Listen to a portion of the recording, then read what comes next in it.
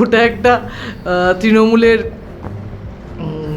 মানে সিলেবাসের মধ্যে পড়ে গেছে।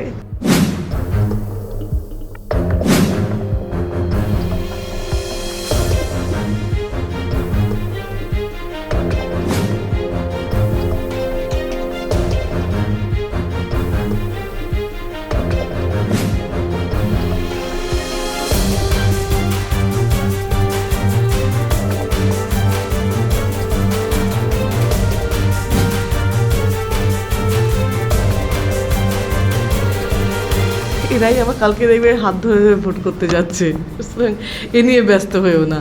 কোথায় গোষ্ঠীদ্বন্দ্ব সেই নিয়ে ব্যস্ত না, তোমরাই রিপোর্ট দেখবে পরে। আবার সেই যে লোক দুটো গোষ্ঠীদ্বন্দ্ব করছে বলে তোমার রিপোর্ট দেখাবে না, তার দুদিন পর দেখবে ইলেকশনের সময় ওরাই ভোট করতে যায়, তখন তোমাদের ওই রিপোর্টটা বেকার হয়ে যাবে। তাই জন্য ওটা নিয়ে ব্যস্ত হয়েও না, গোষ্ঠীদ্বন্দ্ব নিয়ে।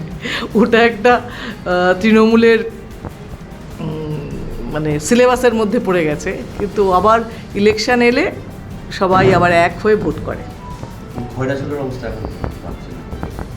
ভালো, এবার দেখো ইলেকশন মানে খয়রাশোল ভালো হবে, মানে দুবরাজপুর বিধানসভাই ভালো হবে আগের থেকে। না বেশি সময়, যেহেতু ওখানে আমাদের এমএলএ নেই, সেহেতু সব জায়গায় আশিস দাস আছে, এমএলএ আছে, বিকাশ আছে, এমএলএ আছে, ওদের হয়। তো সেখানে যে কোনো এমএলএ নেই, সেহেতু বেশি করে সময় দিতেই হবে, তার মানে ওর টাইমটাও আমাকে কভার করতে হবে, সে কারণে।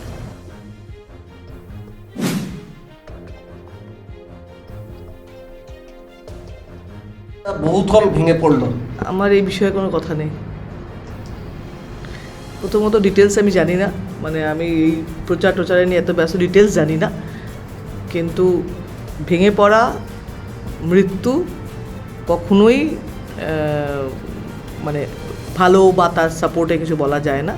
মৃত্যু সবসময় দুঃখের, এবং যে মানুষগুলো, পরিবার যে মানুষগুলোকে হারালো, তাদের পাশে থাকা, তাদের সঙ্গে মানে তাদের তো মানুষগুলোকে ফিরিয়ে আনা যাবে না, কিন্তু তাদের সঙ্গে আমাদের রাজ্য সরকার কতটা আছে, কি আছে দেখবে।